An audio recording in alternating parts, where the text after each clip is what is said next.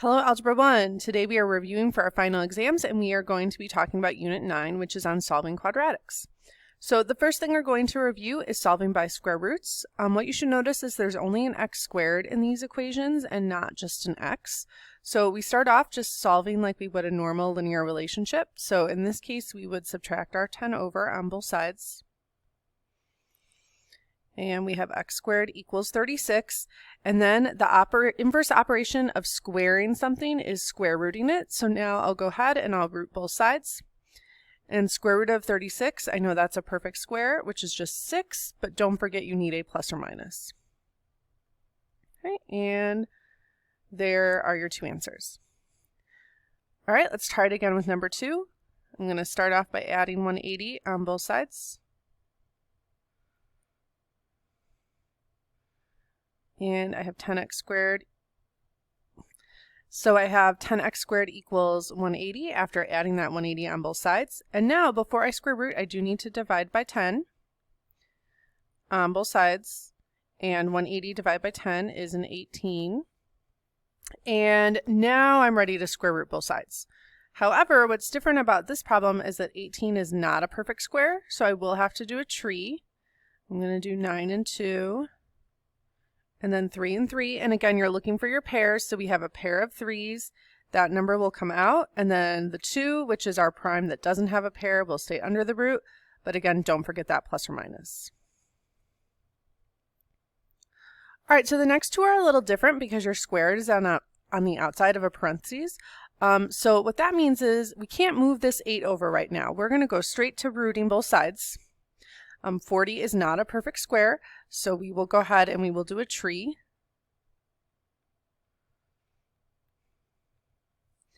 And we have a pair of 2s.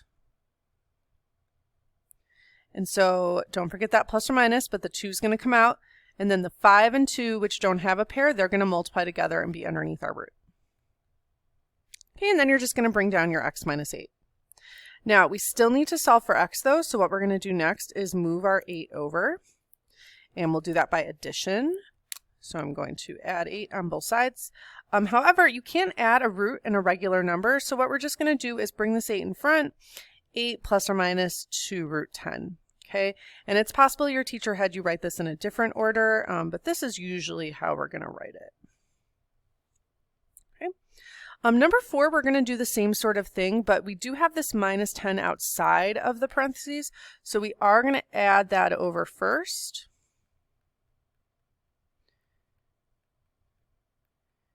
And now we can't move the 3 because of the squared here, so now we'll go ahead and we'll root both sides. And our squared cancels with our square root, so we're just going to bring down an x plus 3. 25 is a perfect square, so this is plus or minus 5. And that's something people forget a lot, that plus or minus. Make sure you have it. And then we're going to subtract our 3 over. Okay, so this is like two different problems. This is saying 5 minus 3, which is 2. But it's also saying negative 5 minus 3, which is negative 8. So we have two different answers here. All right, so that's solving by square roots. Next, we're going to talk about quadratic formula, which is a way we can solve quadratic equations when we have both an x squared and an x. And yes, this will be given to you on your final, but it is x equals opposite b plus or minus square root of b squared minus 4ac all over 2a. All right, so your first step for this is you want to identify your a, b, and c value. And your a value is always with your x squared. Your b value is with your x, and your c value is your constant. And you do want to always have an equals 0 when you're doing quadratic formula. Okay, so now I'm just going to plug my numbers into the formula. I have x equals opposite b, which is a negative 18, plus or minus square root b squared. All right, so 18 squared minus 4. My a value is 3, and my c value is negative 20. All over 2 times my a value is 3. And next what I'm going to do is evaluate what's called the discriminant. That's this guy right underneath the square root here. So I'm just going to take my calculator. I always want to use parentheses when I'm typing in b squared. And just make sure that you have your negatives. and you get a 1764. So now we're just going to bring everything down. You have a negative 18 plus or minus square root of 1764 all over 2 times 3 is 6. Okay, and our final step is to type this into our calculator. And again, you're going to have two answers. One time we're going to use the plus, and one time we're going to use the minus. Okay, so we're going to type in negative 18 plus square root 1764, enter, and divide by 6. So our first answer is a 4. Or now we're going to do this again, but we're going to do a minus instead of a plus.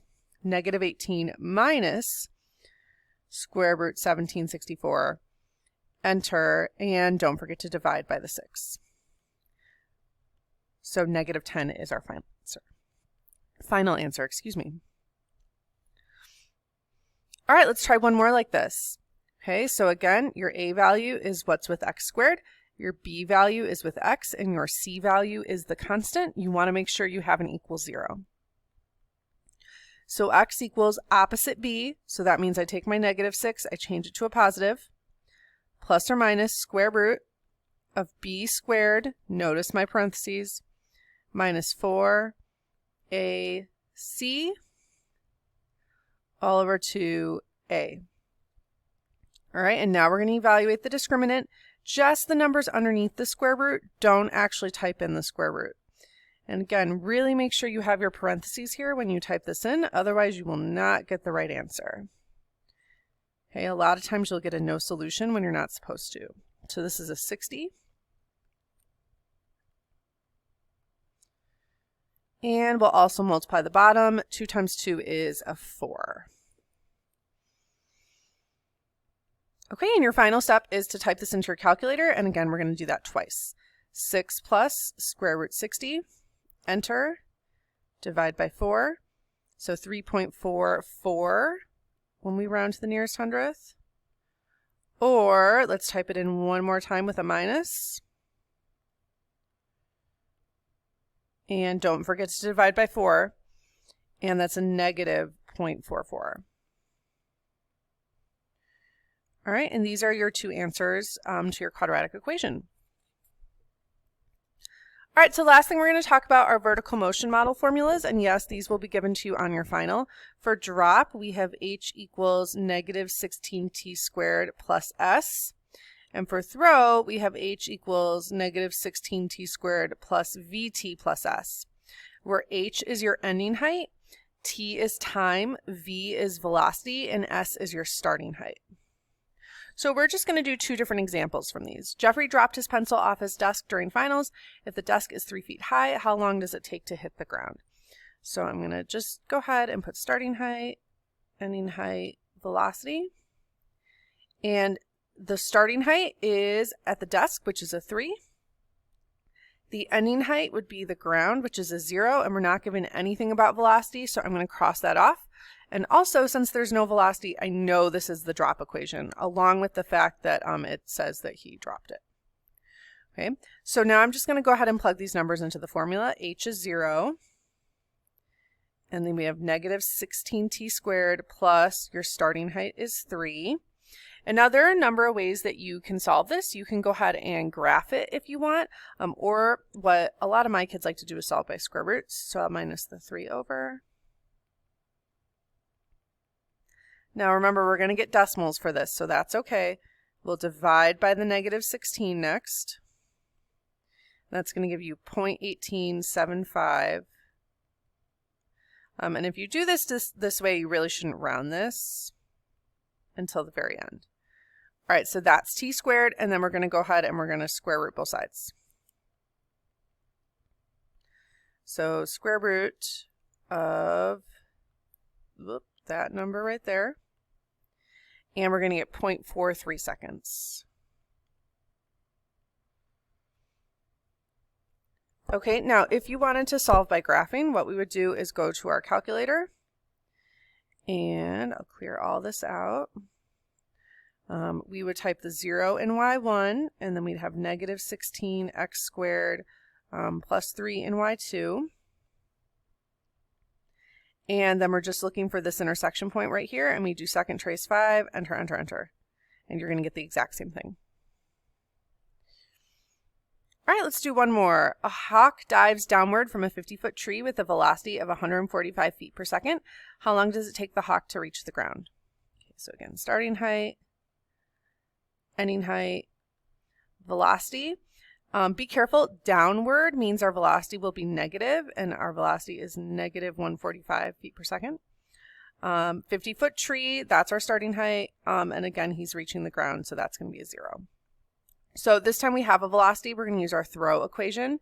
So it starts with h equals, so 0 equals negative 16t squared plus vt, so this is minus 145t plus s, which is 50.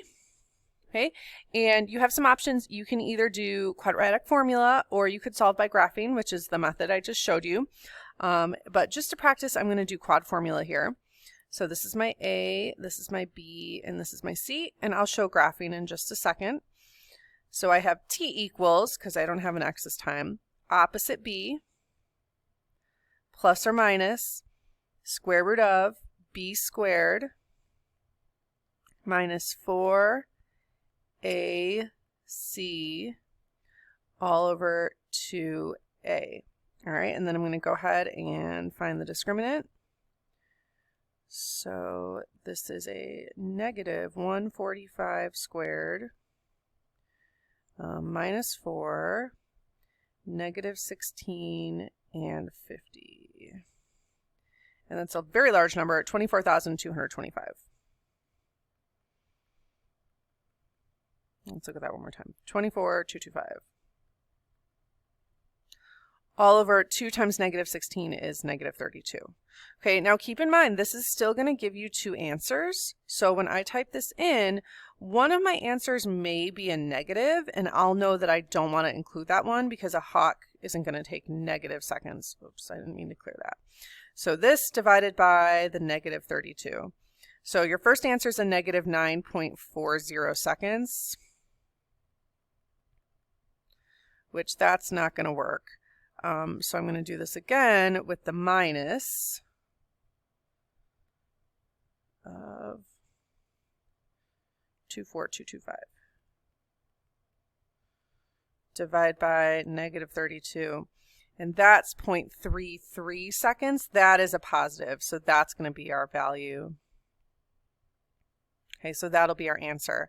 But if you prefer to solve by graphing, which may be faster on this test, you know, it's up to you.